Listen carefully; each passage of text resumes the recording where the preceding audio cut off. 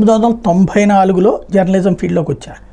Stringer నుండి ప్రారంభించి staff reporter, జిల్లా ఇన్ఛార్జి, రీజనల్ బ్యూరో చీఫ్, అట్లాగా చీఫ్ ఎడిటరు, వైస్ ప్రెసిడెంట్ దాకా అన్ని డిజిగ్నేషన్లో పనిచేసి కోస్తా, ఉత్తరాంధ్ర, రాయలసీమ ఇన్ఛార్జీలుగా చేయడం ద్వారా ప్రతి ఊరు సందు టచ్ చేసి, అట్లాగే స్టేట్ ఉమ్మడిగా ఉన్నప్పుడే చీఫ్ ఎడిటర్గా పనిచేయడం ద్వారా, అట్లాగే విడిపోయిన 2 రాష్ట్రాలప్పుడు కూడా చీఫ్ ఎడిటర్గా పనిచేయడం ద్వారా పూర్తిగా ప్రతి అంశానికి సంబంధించి తిరగటం, 30 ఏళ్ళ నుండి జనంలో తిరగడం వల్ల కొన్ని అంశాలు ఊరికినే అందరూ ఆలోచించినట్టు వేగ్గా ఆలోచించడం నాకు అలవాట్లేదు.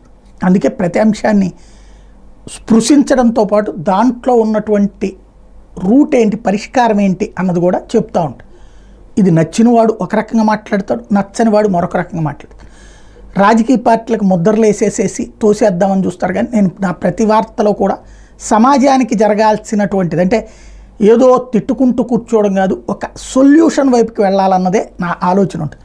నేను రేషన్ కార్డులకు సంబంధించి ఏదైతే రేషన్ బియ్యం గురించి దాంట్లో పవన్ చేసిన మంచి చెప్పా, అందులో వచ్చే ప్రాబ్లమ్స్ చెప్పా, దానికి పరిష్కారం కూడా చెప్పా. ఏమని, రేషన్ కార్డు అనేటటువంటి దాన్ని ఎందుకు తీసుకుంటున్నారు జనం? రేషన్ బియ్యం కోసం కాదు.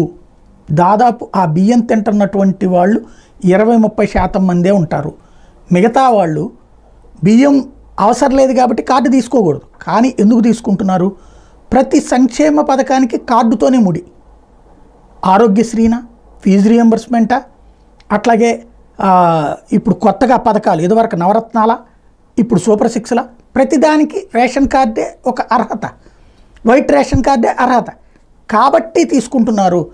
అదే బియ్యం తీసుకోకపోతే ఆ కార్డు క్లోజ్ అయిపోతుంది అనేటటువంటిదే వాళ్ళకున్న భయం. అందుకే ఆ బియ్యం అవసరం లేకపోయినా సరే చచ్చినోడి పెళ్ళికి వచ్చిందే కట్టమని 10 రూపాయలకి అదే ఎండిఓ ఆపరేటర్కో ఇదివరకైతే డీలర్కో వదిలేసుకుని 10 రూపాయలకి కొంతమంది అయితే చింతపండు తీసుకోవడమో, బెల్లం తీసుకోవడం, పప్పులు తీసుకోవడమో చేస్తారు రేషన్ డీలర్. లేదా ఎండిఓ వాళ్ళ దగ్గర కూడా అవి తీసుకోవడం, లేదా 200 రూపాయలు క్యాష్ తీసుకోండి.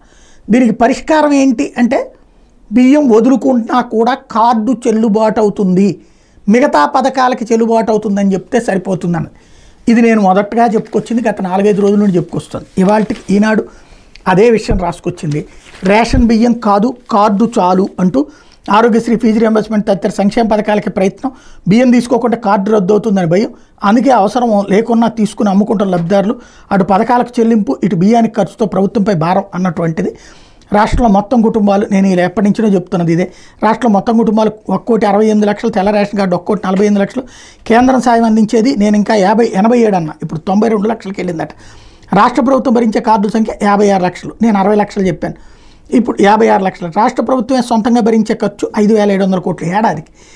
మొత్తంగా ప్రభుత్వాలు ఖర్చు పెట్టేవి 12,600 కోట్ల రూపాయలు, అంటే దాదాపుగా హయ్యెస్ట్ కేంద్ర ప్రభుత్వమే ఖర్చు పెడుతోంది.